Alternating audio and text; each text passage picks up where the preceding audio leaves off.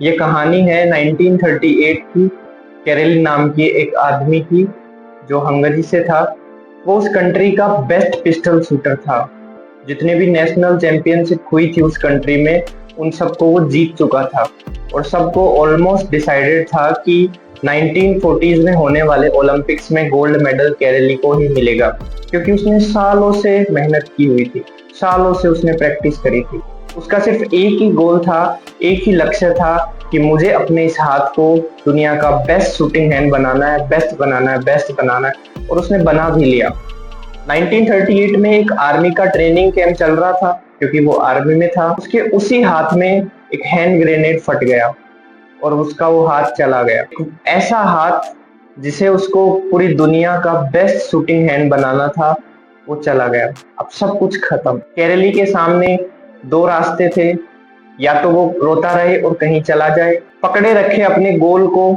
तो उसने फोकस किया उस पे नहीं जो चला गया था, बल्कि उस पे जो उसके पास था। और उसके पास क्या था? एक लेफ्ट हैंड, एक ऐसा हाथ जिससे वो लिख तक नहीं सकता था। 1 महीने तक उसका हॉस्पिटल में इलाज चला और फिक्स 1 महीने बाद उसने अपने इस लेफ्ट हैंड की ट्रेनिंग स्टार्ट कर दी। लगभग 1 साल ट्रेनिंग के बाद 1939 में नेशनल चैंपियनशिप हो रही थी वहीं हंगरी में।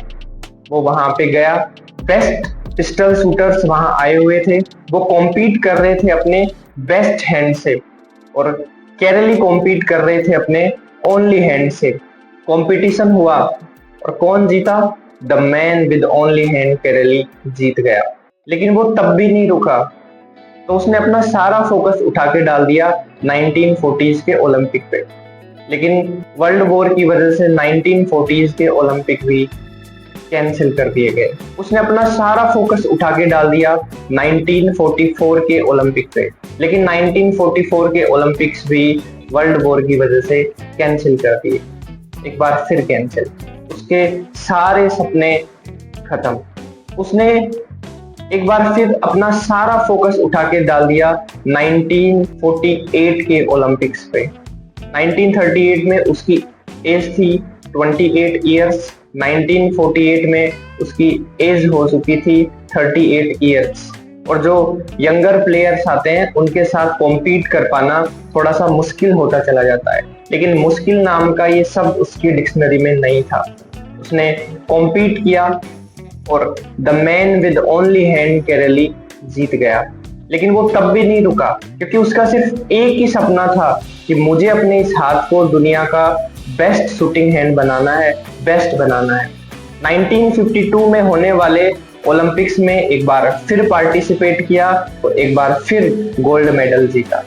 आज से पहले इस पर्टिकुलर चैंपियनशिप में किसी एथलीट ने लगातार 2 गोल्ड मेडल नहीं जीते थे, और एक इतिहास बनाया, एक वर्ल्ड रिकॉर्ड बनाया कि लगातार 2 गोल्ड मेडल जीतने वाला पहला एथलीट बना कैरेली। एक साधारण इंसान थोड़े से ऑब्स्टेकल्स, थोड़े से चैलेंज आने पर हार मान लेता है। एक लूजर के पास लिस्ट होती है हजार वो बहानों की जिसकी वजह से वो फेल होता है, लेकिन एक विनर के पास एक वो वजह होती है और वो कर जाता है।